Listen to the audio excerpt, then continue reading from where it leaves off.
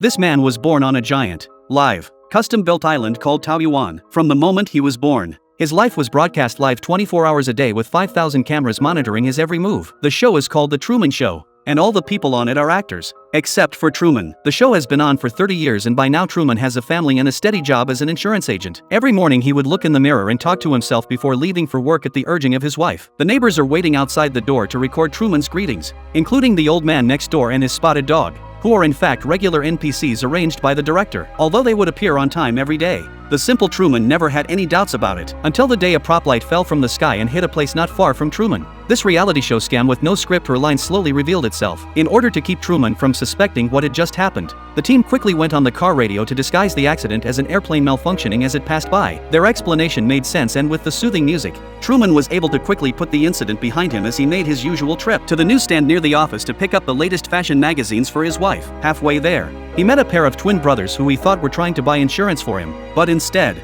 they were just using the opportunity to drag Truman to a billboard that the show had planted for a photo shoot. After doing these inexplicable things, Truman slowly arrived at the company because the company itself was designed for Truman's scenes, so there was no strict attendance system or tedious work to deal with. Every time he did, he would take out his new magazine and use his vague memory to tear out the familiar features of the models and try to piece together the face of a girl named Roland. Then he'd secretly call a place called Fiji, but he'd always come up empty-handed. Truman thought he was hiding everything, but his every move was being watched by his co-workers, who would arrange for Truman to go out and visit clients once they realized he was thinking of leaving Peach Orchard Island. The main means of leaving town was a boat, but when he stood at the ferry, Truman couldn't convince himself to move, especially when he saw the boat sinking in the water. His legs were weak with fear. Eventually he had to give up on the idea of going out. In fact, it was just a test for Truman by the program team. When he was a child, he and his father went out to play in the sea, accidentally encountered a storm. His father accidentally fell into the sea. Truman could only watch him disappeared in front of his eyes. This also left him a serious psychological shadow. From that time on, Truman can never overcome the fear of water. Truman had a close friend, Marlin, who he could talk to about anything,